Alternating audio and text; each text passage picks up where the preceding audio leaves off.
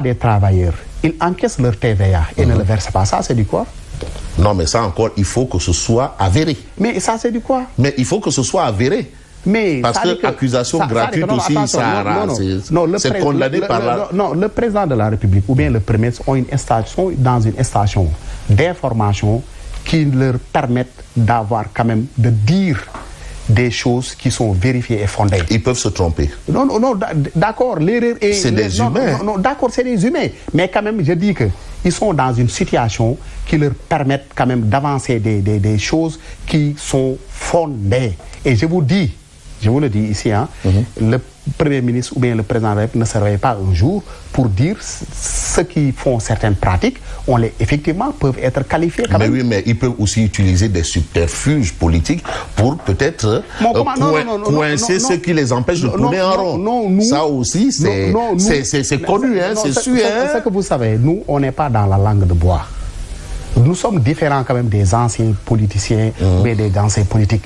Les mots, on les dit par leur nom. Est-ce que vous comprenez? Les choses, on les nomme par leur nom. Est-ce que vous comprenez? Maître, vous n'êtes pas au prétoire. Voilà, c'est ça. D'accord, je sais. Maître, vous n'êtes pas au prétoire. Voilà, mais c'est pourquoi je vous ai dit, je sais que je ne suis pas au prétoire, mais je suis obligé de monter au créneau pour défendre effectivement les positions du président de la République. Et les positions des travailleurs là qui risquent de perdre leurs emplois sur ces sociétés fermées. Ça ne vous intéresse pas? Non, si. Parce qu'au plan social, il y a les tchak-tchak, au plan social, il y a les tabliers, au plan social, il y a les BTP, où on parle de milliers, de centaines de milliers d'emplois, où il faut quand même la dette intérieure, c'est estimé à près de 300 et quelques milliards. Mais tout ça là aussi, vous pensez que mais à vous entendre parler, on a l'impression que l'impôt est établi pour combattre des entrepreneurs. Non, vous avez dit l'impression. Non, c'est une impression. C'est que vous considérez l'impôt comme un diable en réalité. Mais non, mais c'est pas un diable. Mais qui ne paye pas l'impôt? Tout le monde paye l'impôt. Donc, si le président incite, ou bien le premier et son gouvernement incite les Sénégalais à payer l'impôt, ils sont dans leur mission. Mais pas de dire que c'est des délinquants. Non, ça c'est une question dépassée. Ah d'accord. Mais je vous dis... Vous reconnaissez quand même qu'il y a eu un écart de langage. Non, ça je ne le dis pas. Ça je ne vous le dis pas. Je vous le dis simplement que le président est suffisamment informé pour pouvoir quand même utiliser certains mots. Ça je vous le dis. Et je vous dis aussi que, à ma connaissance, je n'ai pas entendu le président ou le premier ministre, peut-être j'ai pas prêté attention, même s'il s'avérait effectivement ces mots sont utilisés, effectivement ce mot-là n'est pas singularisé en fait. Singularisé, ça veut dire que on ne vous attaque pas vous personnellement, ou bien on n'attaque pas X ou bien Y personnellement. Mais ça veut dire qu'on dit simplement quelqu'un, une personne, quel qu'il soit, s'il fait certaines pratiques, est qualifié de ceci ou bien de cela. Et moi, je m'en limite à ça. Donc, et ne considérez pas aussi que l'impôt L'impôt, on l'a trouvé ici, on va le laisser ici, parce que l'impôt nous permet de financer notre développement. D'accord. Vous savez qu'aux États-Unis, il y a des gens qui purgent en prison. Aux États-Unis, je vous dis. Mais l'impôt et la pression fiscale. Non, c'est pas... Et vous savez que l'histoire aussi retient qu'elle doit retenir une histoire de la pression fiscale. Non, la pression fiscale. C'est une notion. Autour de la Révolution française. Non, c'est une notion qu'on utilise. La pression fiscale. Comment ça, notion?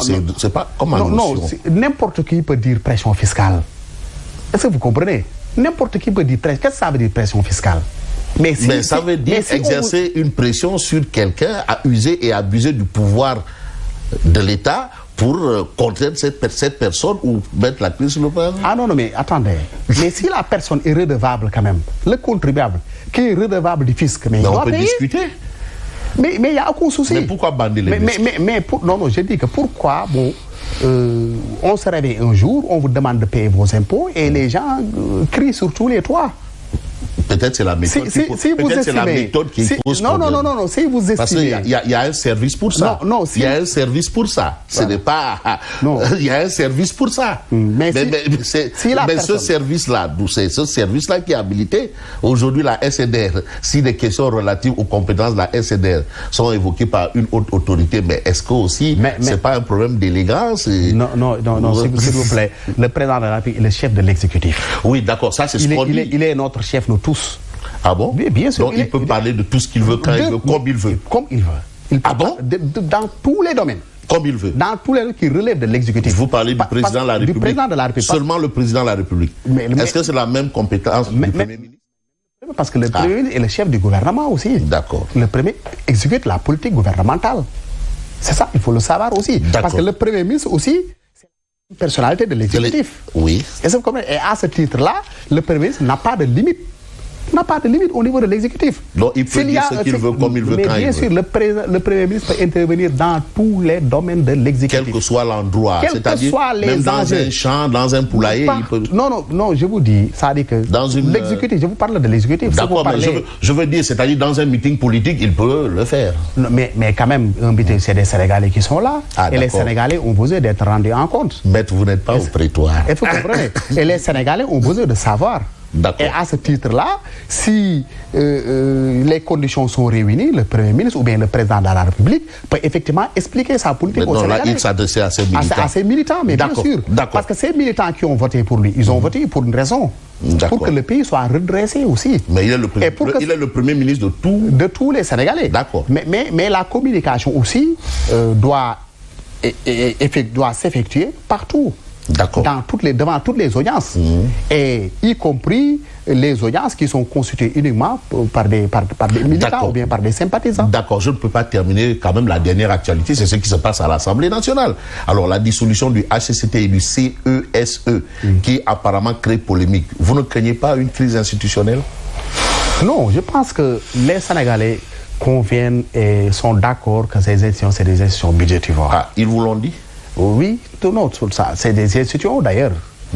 Qu'est-ce qui justifie mes propos? Et que ces institutions ont été supprimées dans le passé. Oui. Votre roi est arrivé au pouvoir, il a supprimé ces institutions. Macky Sall aussi, il les a restituées aussi pour des raisons politiques, pour caser sa clientèle politique. Macky Sall, lorsqu'il est venu au pouvoir, il a dissous ces institutions, il a créé d'autres institutions. Est-ce que vous comprenez? Donc, tous les politiciens conviennent que ces institutions, c'est des institutions, en réalité, qui sont budgétivores. Je ne dis pas qu'elles sont importantes, mais aussi nous avons d'autres priorités, le Sénégal. Mais la DPG, c'est une priorité aussi, la DPG. Ces institutions à dissoudre et la DPG. Non, écoutez-moi, c'est une hyper priorité. D'accord, mais non, sur ça, on n'en disconvient pas. La DPG, c'est une question de procédure et on y est.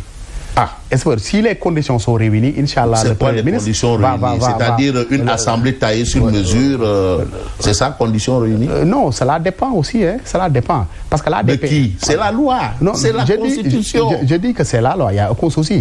Mais vous savez très bien, et vous n'ignorez pas, dans quelles conditions on était lorsque la DPG a été requise.